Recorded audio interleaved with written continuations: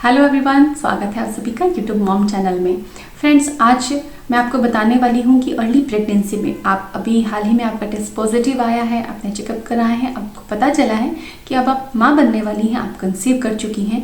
तो सबसे पहले आप यही सोचती हैं कि मुझे रहन सहन में क्या सावधानी बरतनी चाहिए, और ये बहुत ज़रूरी भी है क्योंकि प्रेगनेंसी एक ऐसी अवस्था है एक महिला के जीवन की जिसमें की गई एक छोटी सी गलती भी आपके शिशु को नुकसान पहुँचा सकती है।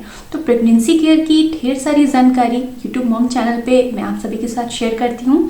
तो फ्रेंड्स, इन जानकारियों को डेली देखने के लिए आप यूट्यूब मॉम चैनल को सब्सक्राइब करें और नोटिफिकेशन बेल को भी टच कर दें ताकि आपको डेली के नोटिफिकेशन मिलते रहें।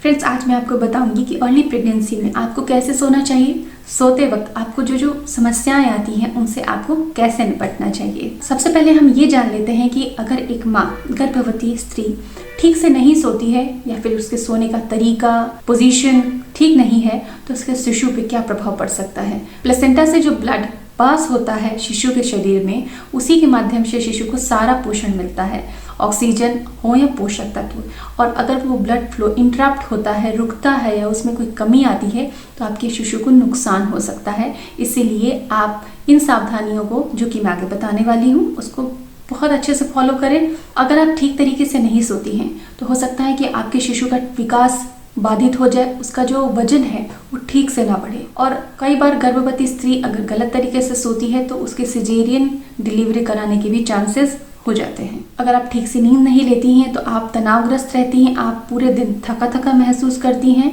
आपके शरीर में पर्याप्त हार्मोन नहीं बनते हैं जिससे कि आपके शिशु का समुचित विकास हो सके। इसलिए ठीक से नींद लेना और सही पोजीशन में सोने से ही ठीक नींद आ सकती है। तो सोने की पोजीशन को जानना आपके लिए बेहद जरूरी है। सबसे पहले हम ये जानते हैं कि कैसे हमें नहीं सोना चाहिए। नंबर 1 है पेट के बल। पेट के बल अगर हम सोते हैं तो उससे बच्चेदानी पे दबाव पड़ता है और वहाँ रक्त का संचार रुक सकता है, कम हो सकता है। इसीलिए पेट के बल, चाहे वो अर्ली प्रेगनेंसी का फेज ही क्यों ना हो, हमें नहीं सोना चाहिए। फर्स्ट ट्रिमेस्टर में, यानी कि पहले, दूसरे और तीसरे महीने में बच्चेदानी का आकार इतना बड़ा नहीं होता कि आपको बहुत ज़्यादा समस्या हो, लेकिन इस समय से अगर आप आदत डालती हैं सही तरीके से सोने की तो अगले ट्रिमेस्टर में, सेकेंड ट्रिमेस्टर में और थर्ड ट्रिमेस्टर में आपको समस्या का सामना नहीं करना पड़ेगा। आपको आदत रहेगी उन तरीकों से सोने की और आप आराम से नींद ले पाएंगी। तो फ्रेंड्स, प्रेगनेंसी में सोने का सबसे बेस्ट तरीका है बाईं तरफ करवट लेकर सोना। बाईं तरफ करवट लेकर सोने से बहुत लाभ होता है। इससे प्लेसेंटा पे, बच्चेदानी पे किसी तरह का दबाव नहीं पड़ता और पूरी तरह से प्लेसेंटा के माध्यम से रक्त का प्रवाह बच्चे तक बना रहता है, जिससे कि ऑक्सीजन और पोषक तत्वों की सप्लाई बच्चे तक ठीक से पहुंचती है। लेकिन जब कोई गर्भवती स्त्री दाईं करवट सोती है तो उससे लीवर पे दबाव पड़ता है और रक्त का संचार बच्चेदानी तक जिस तरीके से होना चाहिए वैसा नहीं हो पाता और शिशु को दिक्कत महसूस होती है। अर्ली प्रेगनेंसी में पहले, दूसरे, तीसरे महीने में आप पीठ के बल भी कुछ समय के लिए सो सकती हैं, लेकिन पीठ के बल आप लंबे समय तक ना सोएं।